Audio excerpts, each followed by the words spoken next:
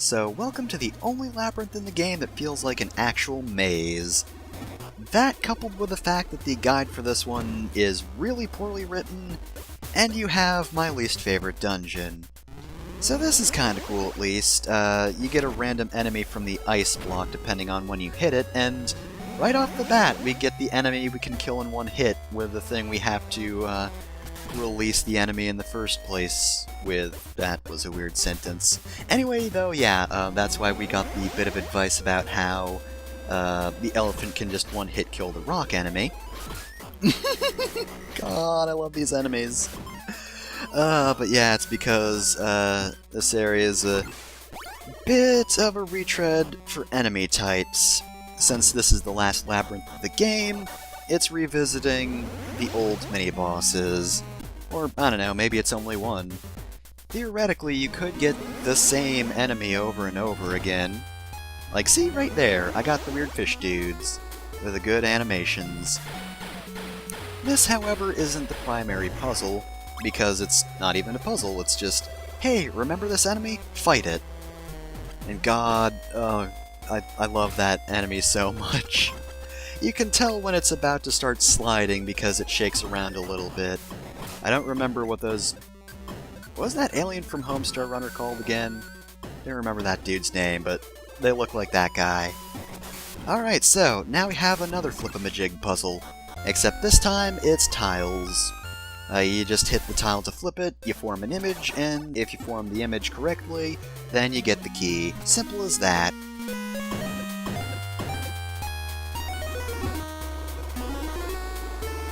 I don't know how I feel about this puzzle. I'd probably put it below the middle two puzzles, because it's another flippy puzzle, and it's one that, honestly, like, it does technically get more difficult, but it gets visually more difficult, but not in a way that I really care for. Like, some of the flippy puzzles later on just look really confusing as to what you're actually trying to form, and I'm not fond of that one. I think it's just more confusing than anything else, so yeah, that's kind of why I prefer the physics puzzle from Cackle Mound, or the magnetism puzzles from the second dungeon, Golem Mine. I don't know why I forgot the name of that and then just stated that entire title. Oh well. Anyway though, yeah, the enemies here are terribly impressive. I do love their sprite work. I know I say this a lot, and I've declared some enemies the best in the past before, but these guys are also really solid. I love them.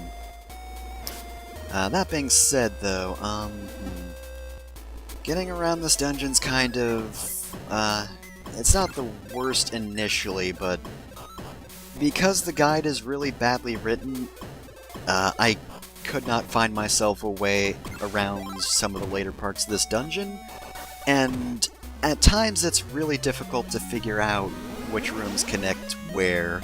Like, I don't know, maybe it's just me, but I found myself forgetting the layout of this place a lot. It doesn't help that there are no maps available on the internet, so if I'd wanted a map I would have had to make one myself, and you don't want to do that in the middle of a recording. I mean, like, yeah, sure, movie and AVI files have, like the pause feature, so I could pause and figure out the layout like that, but like, I don't want to do that. Actually, I'm pretty sure I played this right before work one day. Not not right before. It was one of the days where my shift was later, but also, like, I was playing this damn dungeon right up until lunch. It was that bad. I got so lost so frequently. And, like, I don't know, I'm not super huge on the platforming challenges. Like, you have these things that shoot normal Shantae in a direction you press, and sometimes you just have this DK barrel maze thing going on, and you just have to deal with that for a while. But, you also have a lot of those rolling ball sections. Those are okay. Like, these are sections I'm kinda just neutral on more than anything else. Like, okay, yeah, and they fire giant cannonballs, you gotta hide in an alcove so you don't get hit. Alright, I get it. I know how this works. Also, like, these are more unclear than the eyeball platforms from the previous dungeon, so that's probably another reason I'm not too fond of these. In this case, it is a little more just like trial and error figuring out what direction you gotta go, whereas it was obvious with the eyeball platforms.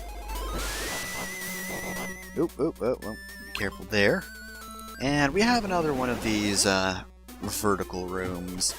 You see a lot of these in the labyrinths. They are often like sort of mini hubs.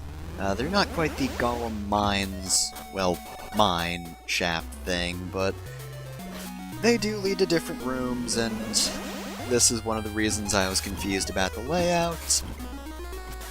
That and some of the other rooms, but god. One of the problems I had though is like, there's a warp squid near the end of the dungeon, and for some reason, the guide tells you to go for that one just like right in the middle of the dungeon, rather than waiting until you actually are prepared to get to the end. Which, I'm trying to be efficient here, so I had to figure out the correct path to go through myself, and goddamn, those guys are adorable. Both their sliding animations are so good. No matter how they slide, they're great. But anyway, yeah, so I had to figure out how to path this myself, and let me tell ya, again, that is not fun to do right smack in the middle of a recording session. I did not care for that at all. This is also a bit of a rude trick, but like, I don't know, you're locked in the room, so it's not like there are that many options of where you could go, but still. I don't like any point in which the game does not tell you there's a secret passage, but you have to know there's a secret passage to progress. So anyway, here's a maze. Yeah, it's a maze. Certainly is. It's a DK barrel maze, so whatever. That being said, we're at the Guardian Genie, so that's pretty good. And for our troubles here, we get probably the best-ish mobility option in the game. I still think the monkey is the most fun to use, but this one's actually a close second.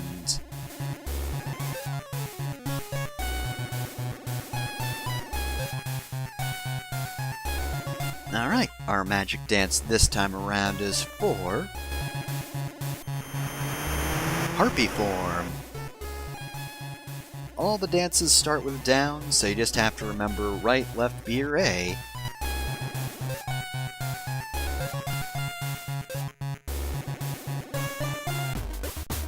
So let's perform this transformation dance, and now we're a harpy. So the harpy is a bit weird to control, as you can see. Harpy's got some interesting momentum, and once you start traveling in one direction, Shantae kind of keeps going that way until you stop. Again, a whole lot of momentum, which means she's not great in tight spaces, either walking or flying. And of course, we don't have the correct talisman for the harpy just yet, so she has no way to attack. But I mean, we can fly now, and it's a pretty good flying ability, so you can see why this is the best mobility option.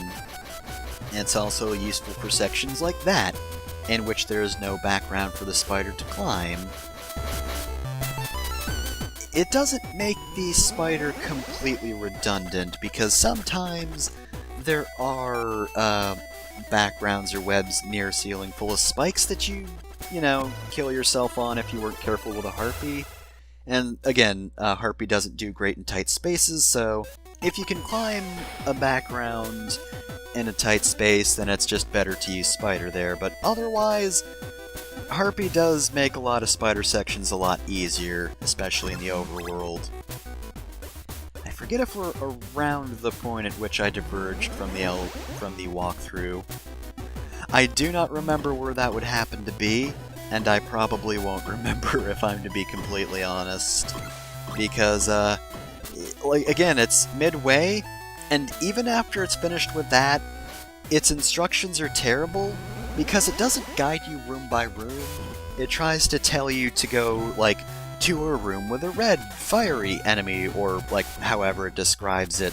And it's like, oh, that doesn't help me at all. I don't know which room you're talking about. Or it tells you to return to a certain room but doesn't describe it very well. Stuff like that.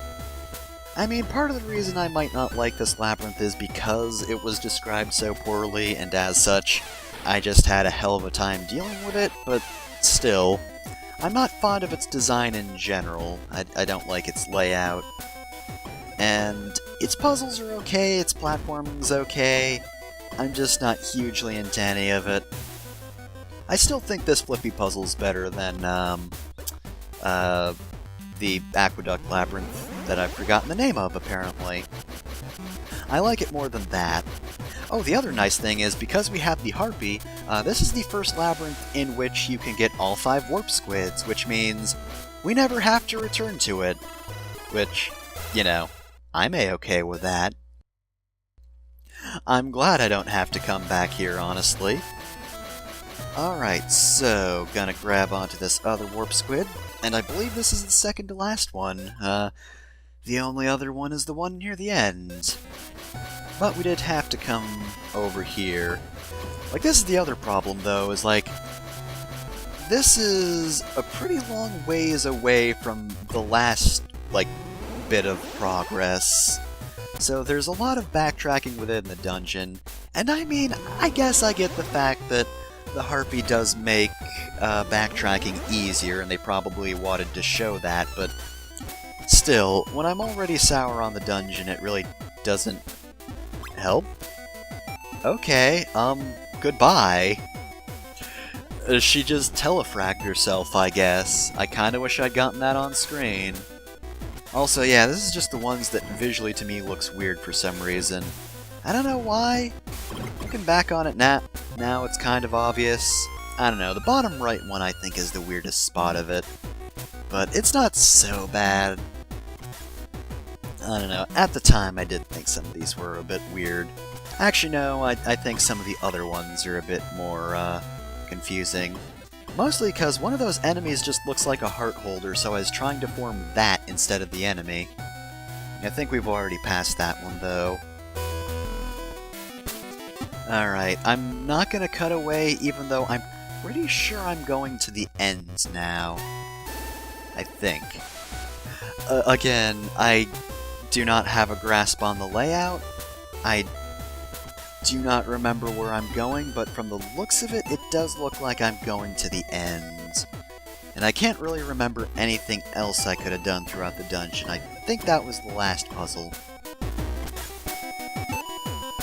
But again, I don't want to skip around, because I find this place confusing, and if anybody else finds it confusing as well, then I don't want to confuse them.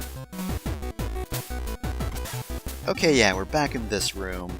So let's Harpy away, and go to the top left, because that is where the final room is.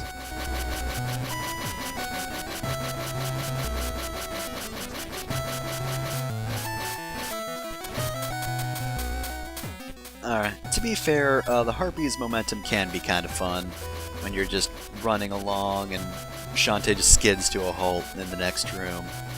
It's not amazing or anything, but, you know, I thought I'd mention that, you know. It's not all bad. It's not all bad. I like that Harpy Shantae has to make a landing. It's pretty good. But yeah, we are now officially done with the dungeon outside of the boss. So let's just grab these hearts for no discernible reason. I didn't get hit, I'm fine. I just felt like grabbing them. I don't know why.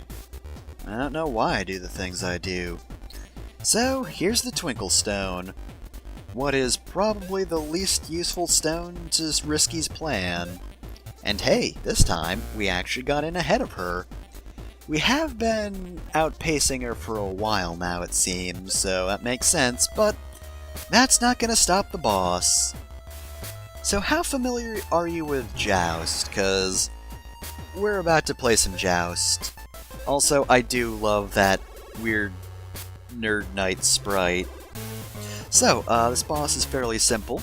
You're going to quickly want to transform into a Harpy before he comes down and tries to hit you. and then quickly get above him before he has enough time to fly enough into the ceiling that it becomes impossible to hit him. And once you hit him 3 times up there, he's grounded, and he can start whacking away. And it's pretty much rinse and repeat from there on out.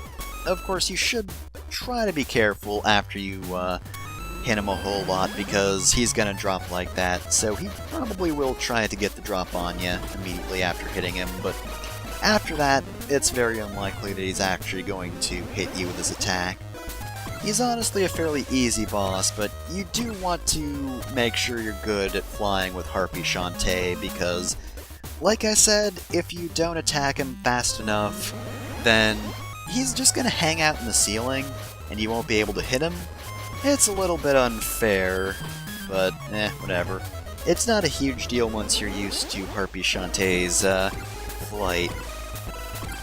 And after 3 rounds, he does this. Just look at him go. Easy as at that point, can't even hit ya. So, that's that boss. And with that, we obtain the final of the 4 stones. Meaning, Risky Boots' plan is now ruined. Alright, so, now that that's done, well, I guess it's flirting time. Oh, god damn it. Well, I guess to be fair, I should have seen this one coming. Nobody flirts as aggressively as Risky Boots. I mean, I guess Roddy Tops kinda does, but zombie flirting's different, and a little worrying if you like your brain.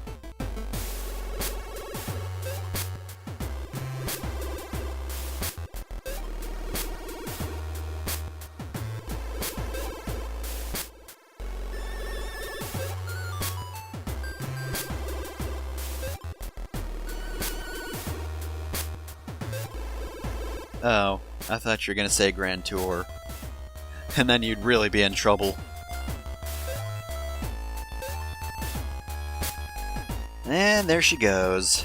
Well, I mean, she did invite us, so she can't be mad when we go to stop her plans, but, whoops, we kinda did fall right into her trap, huh? We don't really have many clues either, do we? She has all 4 stones, and we've known to go for labyrinths, but we don't even know where her base is, so... Well, I guess next time on Shantae, we're not going to look into that, because next time on Shantae, it's time for item cleanup. Oh boy, my favorite. This one also took me hours, but on the bright side, at least I knew to do this one on a day off, because I knew it would take a while, and damn, what is it with the time of day shifting at the end of every dungeon?